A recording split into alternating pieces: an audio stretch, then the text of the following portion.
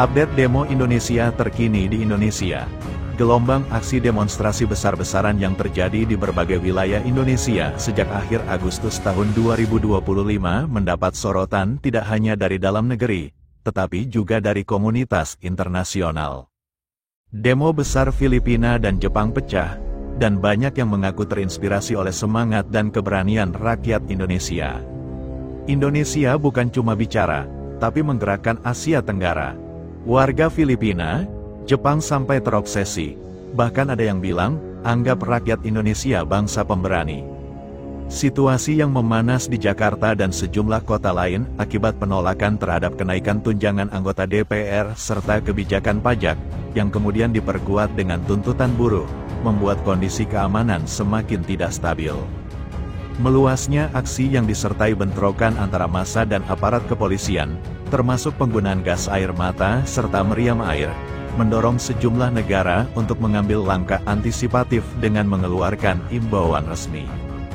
Malaysia, Singapura, Prancis, Jepang, Filipina, Amerika Serikat, dan Kanada secara terbuka meminta warganya yang tinggal maupun sedang berkunjung ke Indonesia agar berhati-hati, menjauhi titik demonstrasi, serta terus memantau perkembangan situasi melalui otoritas setempat dan media lokal.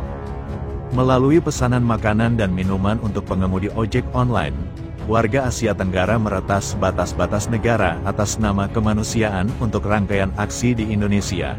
Kepedulian timbul karena mereka menghadapi problematika serupa di negaranya. Media sosial punya peran menyebarluaskannya. Selama sepekan, 25–31 Agustus tahun 2025, gelombang unjuk rasa terjadi di berbagai kota di Indonesia. Semula, para pengunjuk rasa memprotes gaji dan tunjangan DPR hingga sulitnya mencari kerja. Namun aksi membesar pada tanggal 28 Agustus tahun 2025, ketika pengemudi ojek online bernama Afan Kurniawan meninggal akibat dilindas kendaraan taktis polisi.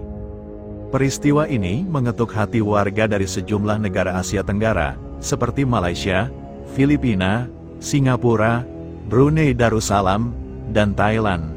Tagar Sablings kemudian tersebar di media sosial dengan modifikasi warna pink hijau biru yang merupakan warna perlawanan saat ini.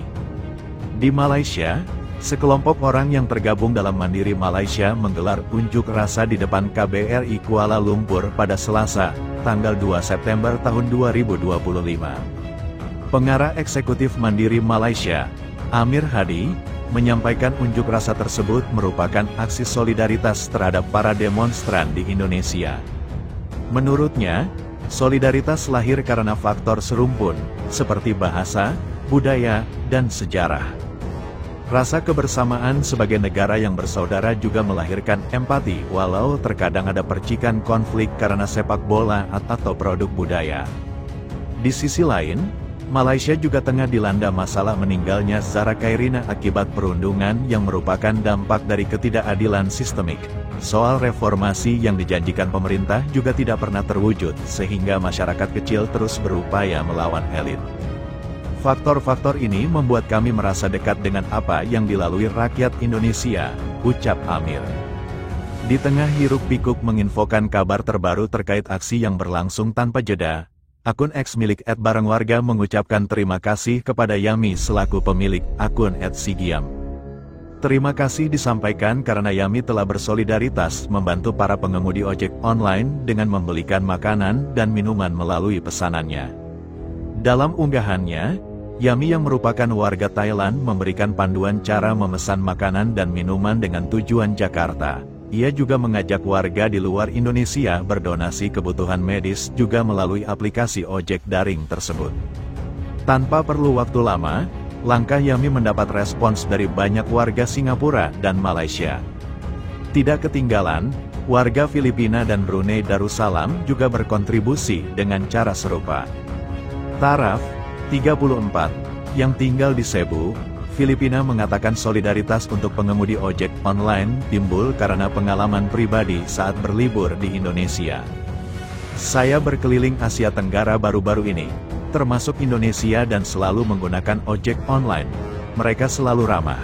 Saya merasa, saya harus membantu mereka. Cara yang bisa saya lakukan saat ini adalah mengirimkan makanan, ungkap Taraf kepada wartawan Riana A. Ibrahim yang melaporkan untuk BBC News Indonesia. Ia juga mengaku terinspirasi dengan pergerakan masyarakat Indonesia dari berbagai kalangan yang berani menggugat ketidakadilan dan pemerintah yang korup. Dia kemudian memikirkan cara agar para warga Filipina juga bisa turut serta. Meski terdapat kendala bahasa, ia berupaya melalui media sosial untuk memperoleh instruksi dalam bahasa Indonesia yang dapat diteruskan kepada para pengemudi ojek online. Kadang ia juga menerjemahkan lagi ke dalam bahasa Filipina agar dapat dipahami juga oleh warga Filipina. Selain panduan, ia mendorong agar pengiriman tidak hanya di Jakarta tapi juga bisa ke daerah lain. Pesanan dari Filipina, Jepang, dan Hong Kong pun meluas ke Bali hingga Makassar. Sejak awal, saya terpikir melakukan ini. Kemudian, saya melihat semua orang melakukannya. Jadi, saya pikir kami sepemikiran. Ternyata tidak hanya di Asia Tenggara, ada Jepang, Swedia, sampai Amerika Serikat. Mungkin mereka pakai VPN ya, ucap Taraf.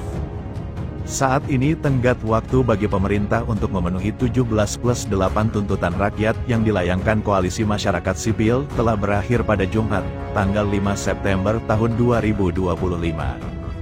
Dokumen 17+8 tuntutan rakyat diserahkan oleh perwakilan kolektif 17+8 Indonesia berbenah yang diisi sejumlah aktivis dan influencer, yakni Abigail Limuria, Andita F. Utami, Afutami, Jerome Pauline, Andovida Lopez, Jovialda Lopez, Fatia Izati, dan Ferry Irwandi di gedung DPR RI, Senayan, Jakarta Pusat, Kamis, tanggal 4 September tahun 2025.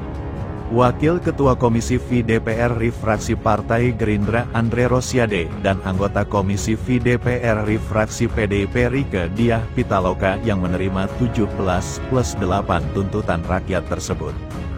Sebanyak 17 poin tuntutan dibagi ke beberapa segmen dengan tujuan masing-masing lembaga dan institusi negara, yakni Presiden RI, DPR, Ketua Umum Partai Politik, Polri, TNI, dan Kementerian Sektor Ekonomi. Tugas Dewan Perwakilan Rakyat yakni bekukan kenaikan gaji, tunjangan anggota DPR, dan batalkan fasilitas baru, termasuk pensiun, publikasikan transparansi anggaran, gaji, tunjangan, rumah, fasilitas DPR, dorong Badan Kehormatan DPR periksa anggota yang bermasalah, termasuk selidiki melalui KPK.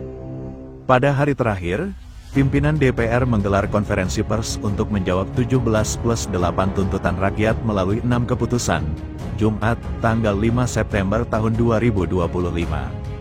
6 poin keputusan hasil rapat konsultasi pimpinan DPR bersama fraksi-fraksi dibacakan oleh Wakil Ketua DPR Sufmi Dasko Ahmad di Kompleks Senayan, Jakarta Pusat. Ditandatangani oleh pimpinan DPR RI Ibu Puan Maharani, saya Sufmi Dasko Ahmad, dan Pasan Mustopa dan Pak Cucun Ahmad Syamsurijal, ujar Dasko. Update Demo Jakarta. Hari ini Jumat tanggal 5 September tahun 2025 ditetapkan sebagai hari libur nasional dalam rangka memperingati Maulid Nabi Muhammad SAW. Pada ada aksi Jakarta tanggal 6 September tahun 2025, hadir Deddy Mizwar hingga Habib Jindan. Situasi masih adanya agenda demo Jakarta. Momen demo tanggal 5 September tahun 2025 ini ada kegiatan aksi di demo DPR RI. Lantas demo Jakarta sampai kapan? Apakah pada tanggal 6 September tahun 2025 ada aksi kembali? Jadi sorotan, 17+8 tuntutan rakyat agar jadi perhatian. Pada Jumat sore hari ini, aksi demonstrasi bertajuk Piknik Rakyat Nasional mulai tiba depan gedung DPR RI, Senayan, Jakarta Pusat. Agenda aksi di Jakarta tak hanya demo, namun aksi damai. Guna memperingati Maulid Nabi Muhammad SAW, Pemprov DKI Jakarta bakal menggelar Jakarta Bersalawat. Menurut rencana, acara tersebut bakal dilaksanakan pada Sabtu, tanggal 6 September tahun 2025, di Plaza Selatan Monumen Nasional, Monas, Gambir, Jakarta Pusat. Acara akan dimulai pukul 18 waktu Indonesia Barat dengan diawali salat maghrib berjemaah, para alim ulama, habaib, hingga sejumlah tokoh masyarakat bakal hadir dalam acara Jakarat Bersalawat ini.